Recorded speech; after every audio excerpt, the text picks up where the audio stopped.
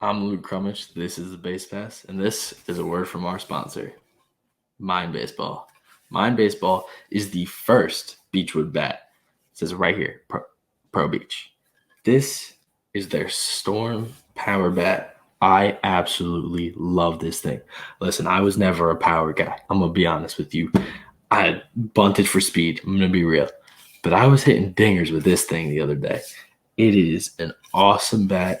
It's made out of beech, so it's even denser than a normal bat, giving you extra pop and extra mass. This thing is an absolute monster. So use code Basepath 20 for 20% off your first order. If you don't want to buy a bat, just go over to Mind Baseball and support your boy. Buy a trucker hat, t-shirt, whatever you want. But thank you all for so much support on the podcast. And thank you to Mind Baseball for being my first sponsor. Peace. Hello and welcome back to the Basepaths. I'm Luke Crummich, and joining me is the ace for South Carolina, Will Sanders. Will, how we doing, man? I'm good. I'm glad to be here, Luke. Yeah, man, I'm glad to have you on. Getting back in the flow of things. Rookie ball has slowed down the production of this podcast, but hey, we move on right to next year's draft class. Listen, I'm getting podcasts out with you guys before, MLB.com got those rankings out for you guys. So let's get after it, man. I mean, you're a big time name in this next draft. Like, let's just be real. All SEC teams is like all SEC freshman team, all SEC preseason second team last year. And you have so many different accolades and great things to say. You were Under Armour All-American in high school. So let's just talk a little bit about your game to get started. So, again, you're South Carolina Gamecock. So just talk a little bit about, that fan base and what that experience has been like those last 2 years. Columbia is a great place to play college baseball, and I'm really fortunate that I got to get a chance to play here.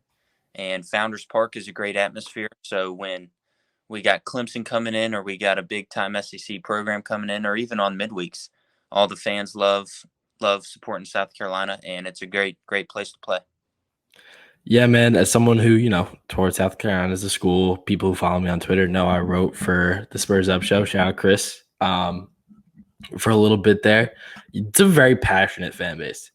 Like, they are not afraid to speak their minds, even if it's, about literally anything they want. It can be about camera angles and they'll get mad. That was fun at your first game of the season. I'm sure you got, a little bit of an earful about that, but they had one camera angle for your season opener and it was not a good one. I did hear about that. That angle was only from like the top of the stands behind the plate or something.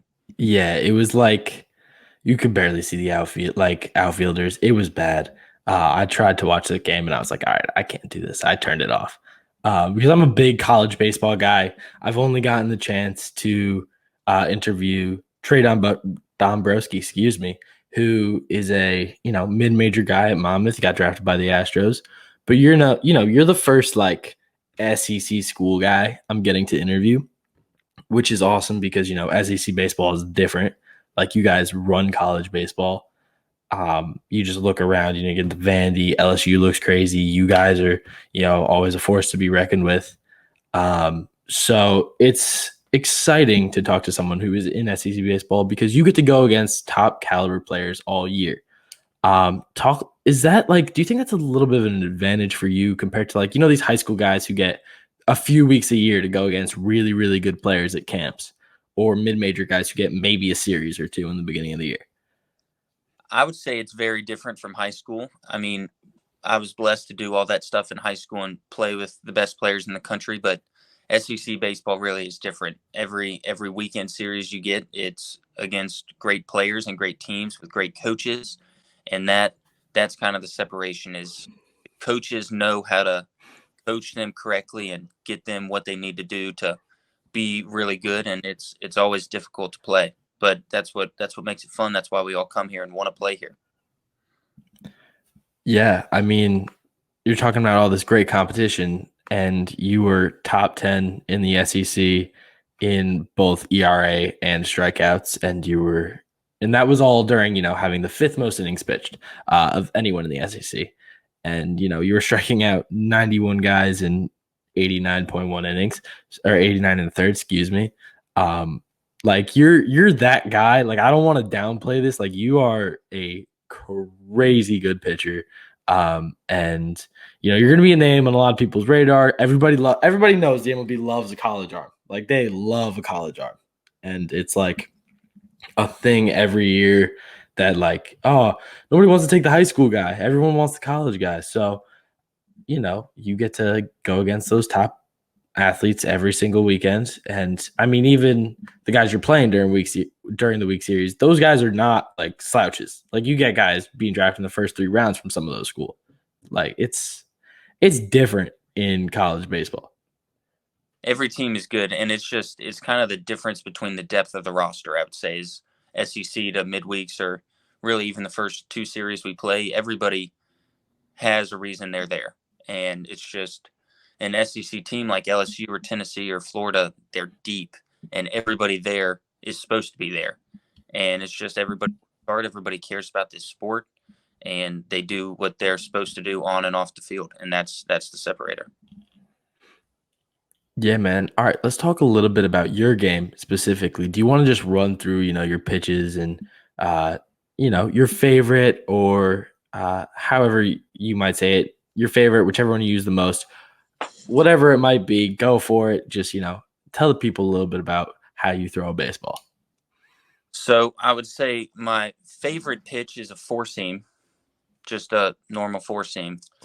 But kind of something that I do differently that from other pitchers is I pre-grip a knuckle curve, because that's the hardest pitch for me to get comfortable with. And so I'd much rather pre-grip that than try to figure that out in my glove and make it not look suspicious or anything. But so I'll pre-grip a knuckle curve, and then I work everything kind of off of this. So you can see that it's basically this horseshoe. I'll put my middle finger down on it and just pull my pointer finger up. So I'll go from there to a slider is just that. Same thing, just with my pointer finger down. And then I'll go cutter is the opposite of the slider, just different ways to pull the ball, pull the lace. So if I get there, there's my four seam. Same thing, just right, I guess. And then my kind of best pitch or most effective pitch, I would say, is a changeup. So it's off those seams, and it's just my ring finger is in the middle of the ball. So that's where the velocity drop comes off of. And my pinky's not on it, and my middle finger's kind of down. But the thing I really think about is try to get my ring finger across the middle of the ball and just pull, almost like you're closing like a crab. You're closing your ring finger to your thumb, and that's where the movement, that's where the spin rate drops, velo drops, and that's where you get swings and misses. And I've got a two seam. So my two seam only works because my changeup works. So like facing Ivan Melendez or Dylan Cruz or somebody that gets on the plate and has power, I'll throw them a changeup, and then off that exact tunnel, I'll throw a two seam. And a two seam's just normal in between the laces. But it's really only works if one pitch works, because you're not going to be able to throw a four seam if you can't throw a slider. I guess you're not going to be able to throw a slider effectively if you can't throw and locate a four seam to your glove side if you're right-handed. So it's different tunnels, because a two seam and a changeup, two seams like this and a changeup's like that. A four seam's like this and a slider's like that. And then you get the four seam up, curveball down. So really what I look for is 6 different pitches, 6 different effective pitches, and it all starts with fastball command. That was like masterclass in baseball for any of the guys who I know that I send this to, and like, my school and my area, who are all baseball players. Dude, they're gonna love that. I have a buddy who's a pitcher who's struggles with this. I'm gonna be honest, he struggles a little bit with gripping his knuckleball too, because he really wants to throw a knuckleball, but he just can't get it down. So starting out of the knuckleball, he's gonna love that. And I think that's something that nobody would think about unless, you're a guy like yourself who's can throw that knuckleball as effectively as you do because of that four seamer. And it's a very minute detail that, the regular person isn't going to think about that. Like, there's no way that someone's going to be like, they just do it. Like, it's just easy for them. They just throw a knuckleball. That's what most people would say. Let's be honest. Yeah, man. All Let's things talk. matter, and that's what makes the separation between a pitcher and how, like, if you balk and stuff, it's because you're not comfortable, and that's why even off the field you got to be comfortable being uncomfortable and not like you can always rely on yourself. It's not the situation. I mean, preach. Like, that's baseball 101. You got to be comfortable being uncomfortable. How many coaches have said that? But yeah, man, let's talk a little bit about your season last year, and won the Tom Price Award, most valuable Gamecock in the Clemson series. That's a big deal for people down in South Carolina. I know that. But talk a little bit about your development, because you threw more innings in less games, and your ERA dropped. So this ERA drop isn't because you were not pitching as many innings, or pitching in a different role. You were pitching more and you played better. So just talk a little bit about the development you've had over the past year. We recently got a new coach last summer, Justin Parker, who is the pitching coach, and he really has helped me kind of figure out myself as a pitcher. And I would say that's the best thing that he's helped me with is no matter the hitter, I can pitch to them. And it's because I have the two seam, the changeup, and I have the four seam and the curveball, and I can kind of cut my fastball and throw a slider. It it's like the hitter has to hit me, and it's because of the pitches, and it's because of the confidence in my pitches, and all that comes from his work. And so Coach Parker really has helped me figure out who I am as a pitcher and how I can get really good hitters out consistently. And that And sorry, you go. we will. Last year I threw like 55 innings. This year I threw 90, and I wouldn't be able to do that without him and have the success I had. And it comes from work, and it comes from preparation and trust in your preparation. Yeah, I mean, that's a glowing review for, Coach Parker, but he clearly has done a lot of work, and it's made you a better pitcher. And, you know, in a win over the number one team at the time on March 13th, you struck out six and allowed just 2 runs and 4 hits against Texas, a loaded Texas team. And that game really got people hyped up for the college baseball season. It was early. It was, but a little bit. I mean, it's not South Carolina in, late spring. It's not Jersey in March, but it was a little bit brisker than, you might like to pitch in. Let's be honest. Um, but yeah, man, let's talk a little bit about you and what made you fall in love with the game. So, who was the biggest influence in making you fall in love with baseball? I would say my dad. I mean, I've never really had a pitching coach. I would always play at our rec league, and actually, a kid named Parks Harbor, who's at Georgia, he's the third and first baseman. Him and I played from like 7 to 12, and we were kind of always the best two kids. And he would play shortstop, I would play shortstop, and then in summer I would play third, he would play short. And me and him kind of just knew how to push each other in the right way. And he committed to Georgia, and I really didn't have a lot of schools looking at me in high school. And I would say I knew I loved the game, but having all these people commit and watching them and me kind of being left out, that's what kind of pushed me to work hard and be dedicated to it even when teams weren't necessarily looking at me right then.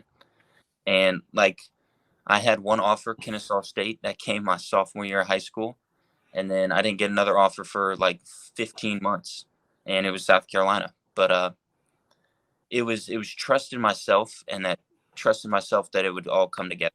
And once I committed, they offered me a walk-on spot, and I remember looking at the perfect game rankings in English class and seeing literally I was the last one, and it was like a personal incentive to get my name to the top of the list. And now all my best friends are here, and we know how to push each other, and we want each other to succeed. And this year coming up is going to be a great time to be a Gamecock. Yeah, man, you guys are looking very good heading into this year. You're healthier than you were coming into last year, and you've added some pieces to the transfer portal, which is, a very, you got some guys from Clemson, but that's Yeah, is good. so Jonathan French is a catcher. He's from Georgia. Him and I have known each other for a long time. And Dylan Brewer, the outfielder, he's going to be pretty good. And it's just bringing in new blood and seeing if we can work together and win games. Every time I talk to somebody who, is committed to a larger school for baseball, it's so weird to talk about baseball recruiting because it's so different from every other like sport recruiting. Like my buddy is a D1 athlete. He's a cross country runner, but he's a D1 athlete. And he got, his Rutgers offer like 6 months before he had to commit. And, these kids are getting offers in 8th grade in college baseball.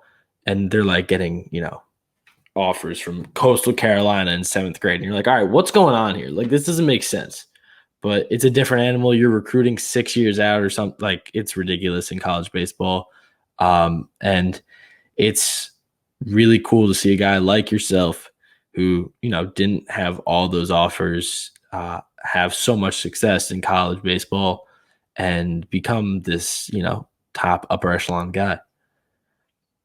Comes from work and it comes from yourself. And that's what comes back to my dad. And he never pushed it on me. He never it had to be this way. And that's what I really thank him for, because it's so much different if it's your parent pushing it down on you rather than you finding it for yourself. And I'm happy that I found it for myself and I put myself in such a good position. And it's just working hard. Yeah, man. And speaking of hard work, I see the Under Armour shirt you got on. You did just, announce something, a little partnership with Under Armour, man. You want to talk a little bit about that? Making big moves out here, huh? So actually in the baseball factory tryout, I was playing for the East Cobb Astros at the time. And in the tryout I gave up a home run to the kid on the Astros. Literally first pitch fastball, he hit it way too far over the fence. And 3 days later, I throw a no hitter against the Canes, whatever their top team is. Yeah. And it's like all perspective, because one day you can have a bad day, next day is a whole new day, and that's where like the mental approach comes in, is having a short mindset and being able to forget and just out there and competing and being yourself. It comes from the mind. But my partnership was with Baseball Factory, so Oh, my bad. during the tryout, or I guess 2 weeks after the tryout, Steve Bernhardt, who runs Baseball Factory, he offered me a partnership to be kind of the first college baseball player to partner with Baseball Factory and help kids go through Baseball Factory to reach their goals. And I mean, Baseball Factory really helped me, because when I was 15 and 16, I didn't have any colleges looking at me, but Baseball Factory was the only way I could get around good competition. And so they get all these kids in either at a tryout or at like a showcase in Pirate City, which is where I went. It helps you understand how many players play baseball and how many people are good. And it just makes you feel small in the time, but they teach you and they give you the resources, and then it's just up to you if you use them. Yeah, man. And you talked about those scout teams, the Astros for you and stuff like that, those teams and the Canes. Some of those videos, bro, that they've been posting, with social media again, as big as it is, you see videos from them on Instagram, TikTok, all that every other day. And these kids are crazy. I'll see like U12 kids doing behind the back flips and throwing it from first to third, like third to first. And it's baseball is growing, even though a lot of people say baseball is dying. Baseball is growing with kids so quickly, and they're making it so much more fun. Like when I was, playing baseball at a young age, it's not fun. I'm gonna be honest. I didn't have patience, but in a time when kids feels like they're losing patience, these kids are making baseball a lot better and they're making it more fast paced and fun. So you being able to help kids and give them resources to uh, grow the game a little bit is really awesome. And that's something that when you get to the minor leagues and things like that, teams are very big on. Is that something that, when you get there, you're going to keep as a focus of yours, helping grow the game and stuff like that? I think it's always been a focus of mine to an extent. Um, I just like to help people and help them understand because I was that kid in that situation. And the game is evolving in so many different ways because of social media and the technology that we have. But people love baseball, so it's up to them whether they want to film videos of them making cool plays up the middle or striking out and doing a celebration. It's kind of new ways to have fun with the game and kind of give it opportunities to be seen on social media.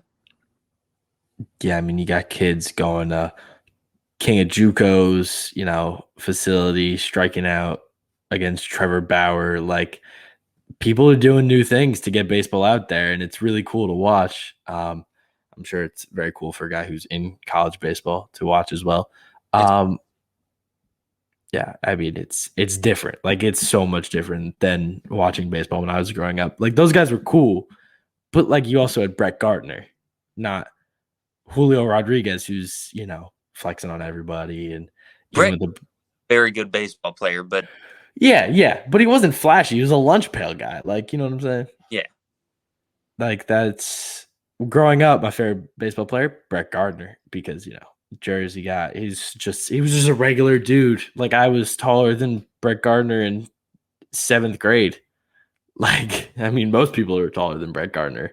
Um, but yeah, I mean, baseball has become relevant all of a sudden again when everyone said, "Oh, it's going to die off because of the lockout and all that." But baseball's back and it's thriving. So we're gonna move on a little bit here. We're gonna do our final segment, questions from my mom. Now, this is something that, you know, for people who aren't from Jersey, I got non-Jersey questions. People from Jersey got Jersey questions. So you're gonna get, the very vanilla questions from my mom. We're gonna start off with what's your favorite food in a restaurant?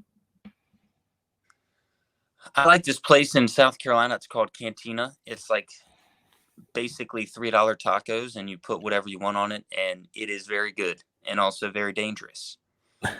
But I like Cantina. I kind of like all places of food though.